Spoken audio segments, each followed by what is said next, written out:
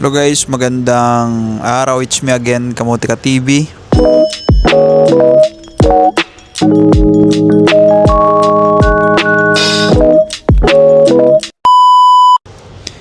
Ayan, welcome sa YouTube channel ko. Sa mga hindi pa nakapag-subscribe dyan, subscribe na. And palike na lang guys yung sa FB page ko. And pwede nyo ako message doon. And sasagot ako pag di ako busy guys. And pag may mga katanungan kayo na kailangan nyo ng clarification, andun lang ako para sagutin yung mga message nyo. Ayan guys, shoutout sa lahat. And gusto ko shoutout yung mga mandirigma dito sa Macau. Ayan, shoutout sa mga laging nakasuporta sa channel ko. And ayan, tama yan. Lalo na especially yung mapapunta ng Macau. Kailangan nila ng knowledge. And kailangan yun guys ng knowledge dito sa Macau. Para pagdating nyo dito, mga mag-cross country, ayan, kailangan nyo yan. Kailangan yung channel ko para magkaroon kayo ng idea dito sa mga nangyayari. And nandyan yan guys sa mga vlog ko, yung mga nagpaplano mag-Macau is panoorin yung mga vlog ko for your ano yan guys, knowledge and para magkaroon kayo ng idea dito sa Macau. Ganun. Yun yung purpose. Kasi kung wala akong idea dito sa Macau is wala nga kayo. Kahit sabihin natin na may kamag-anak ka dito and kailangan mo pa rin para may sarili ka. Diba? Mga agency dito sa Macau and andyan na naka-upload na sa YouTube channel ko mga location. And karamihan naman kasi dito din na mga may trabaho na is hindi alam. Hindi alam ng mga agency. Nakalimutan na, ganun. Ayan. Pwede nyo i-visit yung channel ko. Check nyo sa playlist guys. May nakalagay doon na all agency dito sa Macau. Ayan. Click nyo, makikita nyo ng mga agency dito sa Macau. Baka mamaya meron ka pang hindi napupuntahan. Ayan. Ganun. Diba? Babalak mag-Macau, paplano is yung mga Middle East. May mga nagtatanong kasi, idol, pagdating ba ng Macau, mahigpit ba immigration? Yan guys, yung immigration dito sa Macau pag cross country ka ha. Kahit naman sa galing sa Pinas guys, walang problema. Yung immigration dito walang pakialam. Wala lang question, diba? Sa Pinas lang, pag galing ka sa Pilipinas, yan talaga maraming tanong sa immigration sa Pilipinas, hindi dito. Sa Pilipinas, mahirap talaga. Pag galing kang Pinas, talagang pipigayin ka dyan sa immigration sa airport natin. Hindi dito. Kasi, ika-clarify ko lang, mahigpit na immigration sa Pilipinas. Hindi dito sa Macau. Sa Macau, walang pakialam sila. Bahala ka na, bigyan ka lang 30 days. Bahala ko na anong gawin mo. And sa cross country naman is, wala, diretso ka na dito sa Macau. Kung may direct flight, diretso ka na dito. Pero kung wala naman Hong Kong, and then mag-bus ka na lang from Hong Kong to Macau. Wala nang flight to Macau. From Hong Kong to Macau walang flight. Bus lang. Ang lapit lang eh. Kung wala lang dyan, tulay, pwede lakarin. Pwede magbike eh. Pwede magbike. Doon, kaso nga di pwede magbike kasi bus doon. Tatawid ng tulay. Di ka pwede mamaya hagip ka pa doon ng mga mabibilis na sasakyan. Kaya bawal. May bayad doon, toll gate, parang ganun. Ayan guys, wag na natin patagalin ng mga ating for today's vlog guys, for today's video. Ayan, gusto ko shoutout si Idol. And dati daw siya nanonood sa vlog ko. And may shinare siya sa akin na isang site na dito sa Macau ha. This video is para sa mga nandito lang sa Macau ha. Yung mga mandirigma dito sa Macau, yung mga outside sa Macau, Pilipinas o saan man lupalop ng mundo, hindi dito sa Macau sa labas, Middle East, Hong Kong, basta lahat, Dubai, basta sa labas. Yung pwede lang mag-apply dito guys sa site na to is dito sa Macau. Diba? Hindi ka pwede doon sa hindi sa Pilipinas, hindi. Dito lang sa Macau. Kaya additional knowledge to guys sa inyo mga nandito. And malaking tulong sa inyo yan. Ayan, thank you so much Idol sa binigay mong tulong and tips. Isa lang din silang mandirigma dito sa mga magkasama. Pumunta dito ng Macau para makipagsapalaran. Ayan, shout out sa iyo Idol, shout out sa iyo. And salamat, sinare mo. Ayan, dapat guys nag-share kayo. Kung may mga knowledge, may mga nalaman kayo dito sa Macau na pwede makatulong is i-share nyo. Pwede nyo sa akin i-message. And i-like nyo guys yung page ko. Pwede nyo ako doon i-message kung may mga kayo doon. mga agency na kailangan hanapin, pwede natin yan hanapin na hindi nyo mahanap. Tulungan ko kayo, message nyo lang ako. And kung may mga nalaman kayo ng mga agency na may quota, pwede nyo ko message, and then i-relay natin sa mga mandirigma, and para sila ay makapunta rin sa pinuntahan mo. Yan, dapat guys, nagtutulungan tayo dito sa Macau. Hindi dapat tayo naghihilaan pababa, yung mga mandirigma dito sa Macau. Dapat ganun, mga Pilipino tayo, dapat nagtutulungan tayo, hindi yung nagsisiraan tayo porket nakahanap mo ng trabaho, wala ka nang pakialam dun sa mga kasama mo. Ayun yung pangit na attitude ng mga Pilipino. Mayabang na kasi nakahanap na sila ng trabaho, di na namamansin. Guys, wag ganun. Kasi dyan tayo galing sa baba, and dapat pahalagan natin yung nasa baba, na nasa taas na tayo ngayon. Wag ganun, di ba?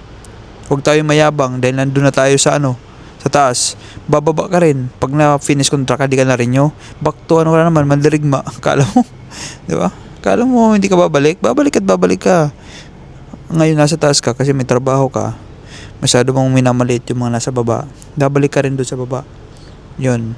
Kaya kung mayroon ka man nalaman, i-share mo. Ayan, katulad ni Sir, share niya yung nalaman niya. Ayan. Idol, salamat. Thank you so much. Malaking tulong to sa mga mandirigma. Ayan, napapasalamat ako sa kanya kasi ang dami niyang matutulungan ngayon. O, di ba? Share niya. Ayan, tama yan, Sir. Share mo. Dahil makakatulong tayo sa kanila. Ayan, for today's video guys. Ayan, ito na naman tayo eh. Ayan, pwede lang mag-apply dito is mga dito sa Macau Macau lang, mga mandirigma. Ayan, nag-ano sila, base yung kwento ni Sir is, na-discover lang din nila tong site na to, and nag-apply sila.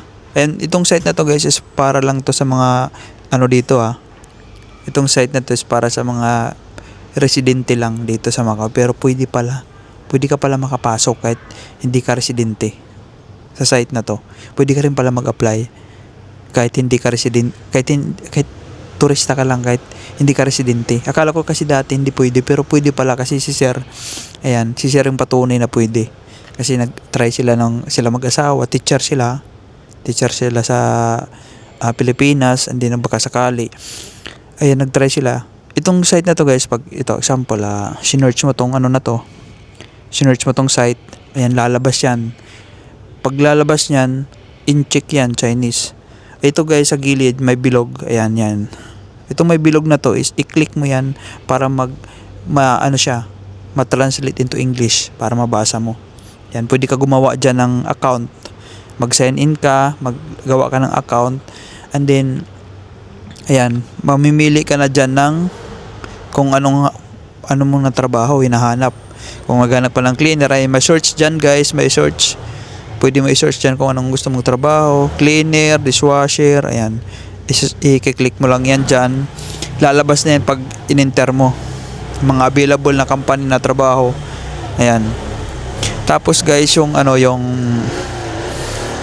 ayan sa baba, itong na to is pwede din kayo mag-email dyan para hanapan ka nila ng employer. Itong email na to, ito. Ayan. Mag-send kayo din ng CV, and para ihanap nila kayo ng trabaho din bisa nakalagay sa experience nyo guys. Ayan. Kung teacher kayo sa Pilipinas, ayan, pwede kayo search dyan, teacher.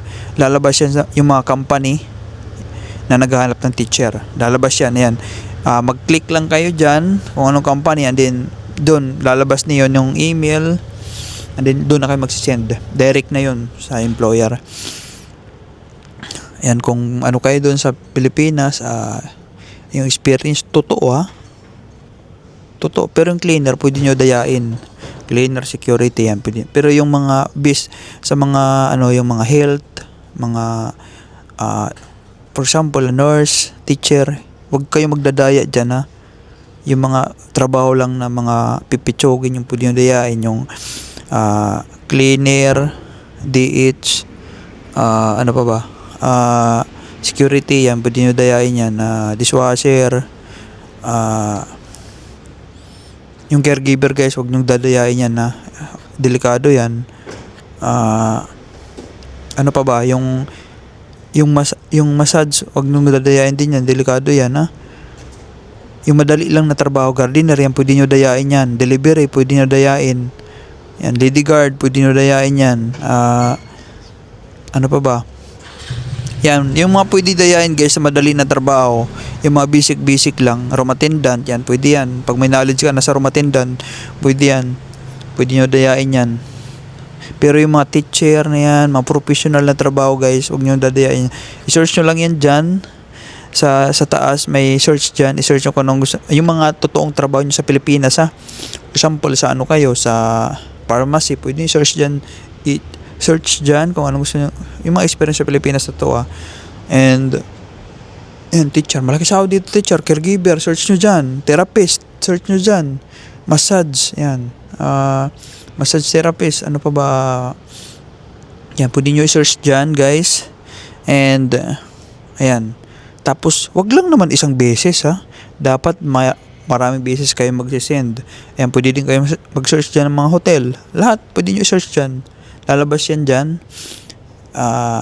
Mag-ano kayo guys, maraming beses kayo mag-send. And then yung CV nyo is dapat PDF. Ha? PDF file, hindi picture ha. PDF file. Ayan, damihan yung send para may chance kayo. Kasi kung isang beses lang kayo sabi ni Sir is, lagi daw sila nagsisend. Araw-araw, hindi lang isang beses, maraming beses sila nagsisend. Doon. Ayun, natawagan sila. And, ayan, finally, nakaano na sila. Iniintay na lang green chop nila, process ng papers nila.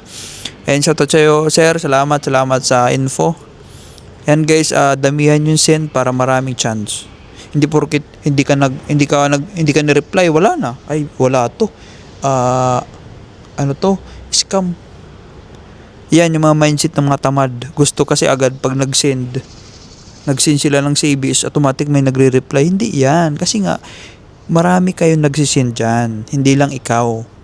Lalo na ngayon, na-vlog ko na, is, ang dami ka nagkakompetensya.